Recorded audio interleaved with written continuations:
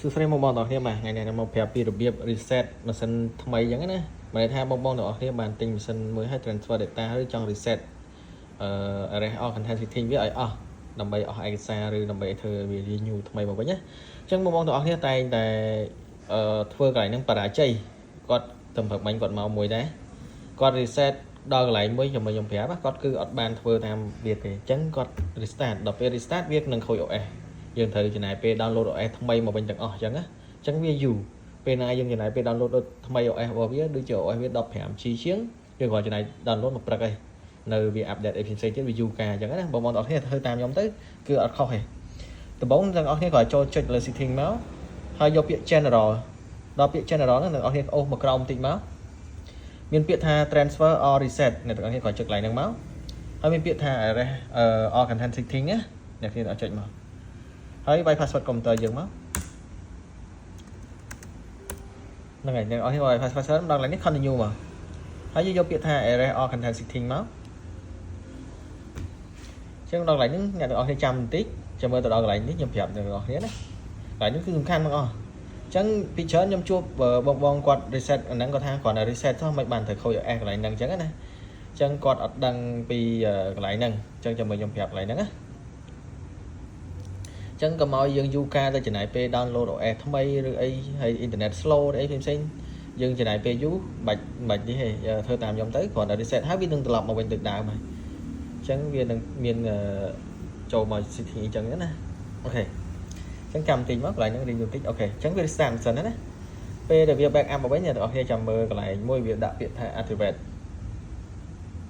អញ្ចឹងកន្លែង activate នេះក៏សំខាន់ដែរបើសិនជា computer ជាប់ iCloud ឬជាប់remote system អីផ្សេងគឺវានៅជាប់ត្រង់ហ្នឹងឯងយើងគ្រាន់តែ connect Wi-Fi ទៅគឺវាជាប់ហើយអូខេអញ្ចឹងចាំតិចមក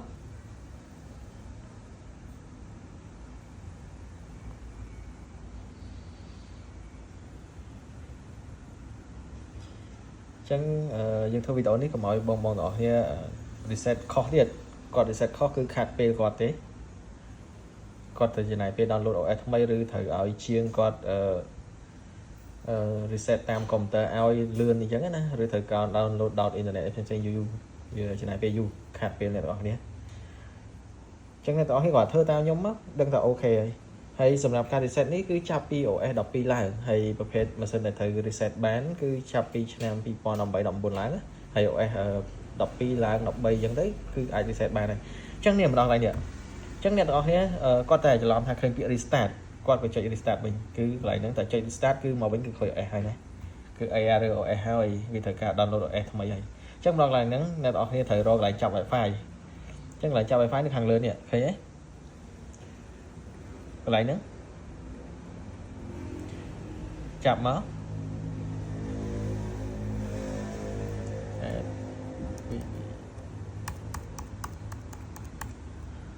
អូខេតែគេគាត់ចាប់ Wi-Fi មកវានឹង scan រកមើល iCloud ឬអីផ្សេងៗនៅកន្លែងហ្នឹងហើយអញ្ចឹងពេលដែលវានេះគេវាពង log in អញ្ចឹងវាពង scan រកមើលបើមានជាប់ iCloud គេហៅ activate ណាអញ្ចឹងបើវា activate កន្លែងហ្នឹងឃើញ iCloud អីផ្សេងៗគឺជាប់ហើយអញ្ចឹងវានឹងមានពាក្យមួយថាឲ្យយើងទៅមុខហើយឬ eject ចេញហើយ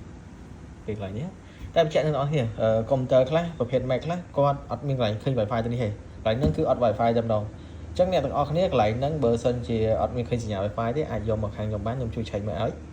ហើយឬខ្ញុំដាក់ activate ឲ្យអញ្ចឹងណាអូខេអញ្ចឹងនេះអូខេវាពាក្យចេញពាក្យថា restart នេះគេគាត់ចុចមកវានឹង load ចូលទៅដល់ OS auto ហើយវានឹងត្រឡប់ OS ដើមអញ្ចឹងណា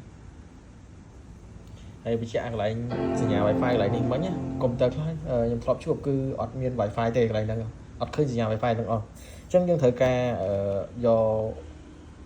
flash OS ដើម្បីមកកើវាចាប់ Wi-Fi ហើយវានឹងចូល OS auto ហើយអត់បញ្ហាទេ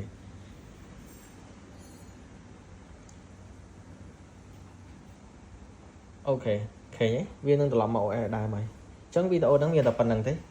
ហើយកុំឲ្យបងខាតពេលទៀតណាព្រោះខ្លះគាត់អត់ចាប់ Wi-Fi គាត់អត់ដឹងអញ្ចឹងគាត់ឃើញពាក្យ restart ចុច restart យកតែម្ដងអរគុណច្រើន